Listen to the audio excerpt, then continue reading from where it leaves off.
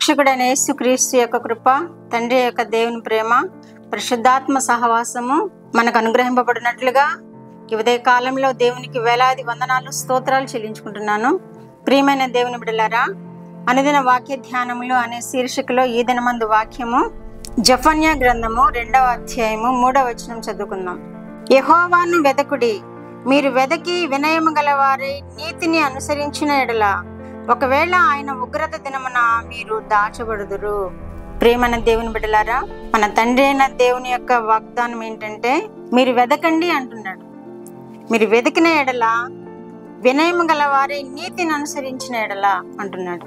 మీరు వినయము గలవారై నీతిని అనుసరించిన ఎడల ఒకవేళ ఆయన ఉగ్రత దినమున మీరు దాచబడుదురు.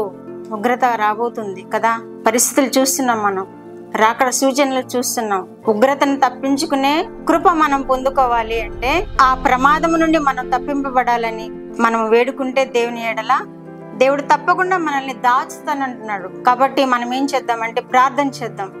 ఈ ప్రకృతి వైపరీత్యములు కానీ, యుద్ధములు కానీ, కరువు కాటకములు కానీ, వ్యాధులు కానీ మనల్ని ఏమీ చేయకుండానట్లు దేవుని యొక్క కృప మనం పొందుకోవాలని, ఆ ఉగ్రత దినమున మనం దాచబడాలని దేవుని ప్రార్థన చేద్దాం. ప్రియమైన దేవుని బిడ్డలారా, మెలకుగా ఉందాము.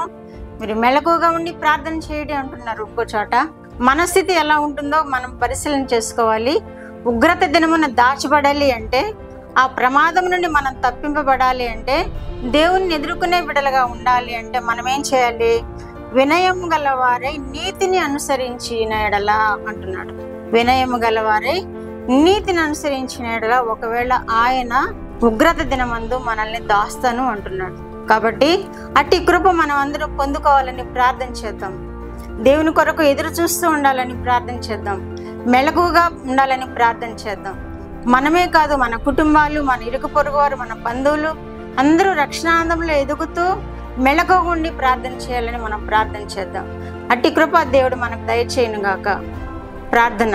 మా దేవా, మా ప్రియ పరలోకపు తండ్రి, మీ పరిశుద్ధ పాదములకు వందనాలు స్తోత్రాలు నాయనా.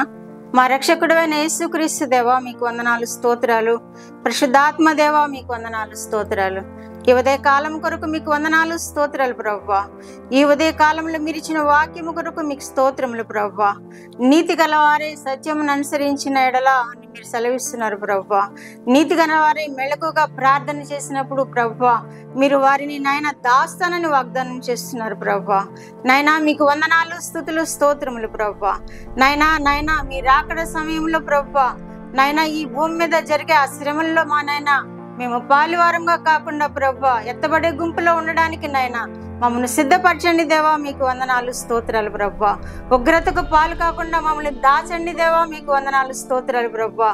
ఈ వాక్యం వింటున్న ప్రతి వారు మెలకువతో ప్రార్థన చేయడానికి నేర్పించండి ప్రభువా, మీ స్తోత్రాలు ప్రభువా. మిమ్మల్ని నాయన మీ ఎడల అశ్రద్ధగా ఉండకుండా ప్రభువా, మెలకువతో నైనా జ్ఞానంతో నైనా నీతిని అనుసరిస్తూ నైనా మీ ఎడల నైనా మెలకుగా జీవించే కృప దయచేయండి ప్రభువా. ఈ విధమైన కృపతో మా నైనా బిడ్డలను మమ్మను నిప్పు దేవుడవని మీకు వందనాలు స్తోత్రాలు చెల్లించుకుంటూ యేసుక్రీస్తు వారి పేరిట ఈ మనవులు మీ పాదం మీద వేడుకుంటున్నాను పరమ తండ్రి. ఆమేన్.